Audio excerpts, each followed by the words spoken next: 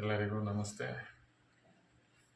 ಇವತ್ತು ನಿದ್ರಾಹೀನತೆ, ಸ್ಟ್ರೆಸ್ ಅಥವಾ ನರಮಂಡಲವನ್ನು ಶಾಂತಗೊಳಿಸುವಿಕೆ, ಮನಸ್ಸು ಅಥವಾ ಭಾವನೆಯನ್ನು ಸಮತೋಲನಗೊಳಿಸ್ಕೊಳ್ಳೋದು. ಅತಿಯಾದ ಎಮೋಷನ್ಸ್ ಕೂಡ ನಮಗೆ ಡಿಸ್ಟರ್ಬ್ ಮಾಡುತ್ತೆ. ಭಾವನೆ ಬ್ಯಾಲೆನ್ಸ್ ಇರಬೇಕು ನಮಗೆ. ಆ ಒಂದು ಸ್ಥಿರ ಬುದ್ಧಿ ಬರಬೇಕು. ಅದಕ್ಕೆ ಏಕಾಗ್ರತೆ, ಕಾನ್ಸಂಟ್ರೇಷನ್ ಲೆವೆಲ್. ಇದಕ್ಕೆ ಭ್ರಮರಿ ಪ್ರಾಣಾಯಾಮ ತುಂಬ ವಿಶೇಷವಾದ ಲಾಭ.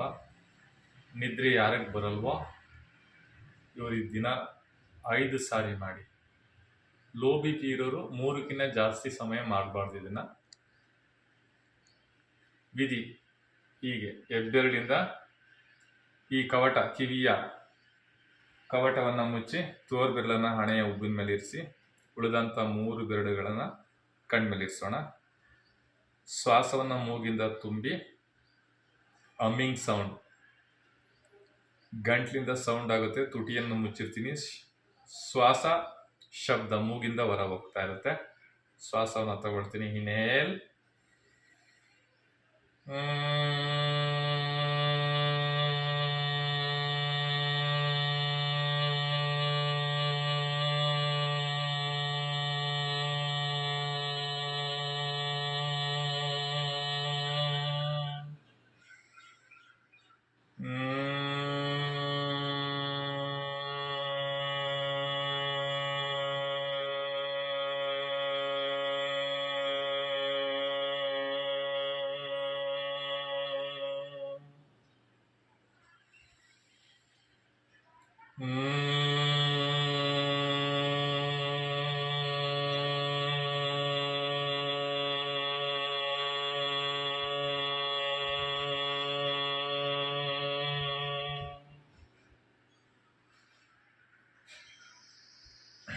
ಇದಾದ ನಂತರ ಧ್ಯಾನಾಭ್ಯಾಸವನ್ನು ಮಾಡ್ಬೋದು, ಮೆಡಿಟೇಷನ್ ಮಾಡ್ಬೋದು.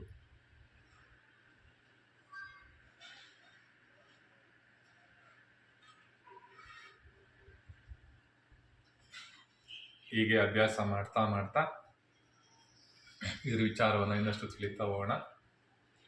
ನಮಗೆ ಹೆಚ್ಚು ಲಾಭ ಇದರಿಂದ ಸಿಗೋದು ನಿದ್ರೆ ಬರಲಿಕ್ಕೆ, ಮನಸ್ಸನ್ನು ಶಾಂತವಾಗಿಟ್ಕೊಳ್ಳಿಕ್ಕೆ, ನಮ್ಮ ವಿಚಾರ ಶುದ್ಧಿ ಮಾಡ್ಕೊಳ್ಳಿಕ್ಕೆ, ಭಾವನೆಯನ್ನು ಬ್ಯಾಲೆನ್ಸ್ ಮಾಡಲಿಕ್ಕೆ. ಇದರಿಂದ ಹೃದಯಕ್ಕೂ ಕೂಡ ಹೆಚ್ಚು ಲಾಭ. ಯಾಕೆಂದರೆ ಮನಸ್ಸು ಶಾಂತವಾಗುತ್ತೆ, ಹೃದಯಕ್ಕೆ ಹೆಚ್ಚು ಲಾಭ ಸಿಗುತ್ತೆ. Thank you.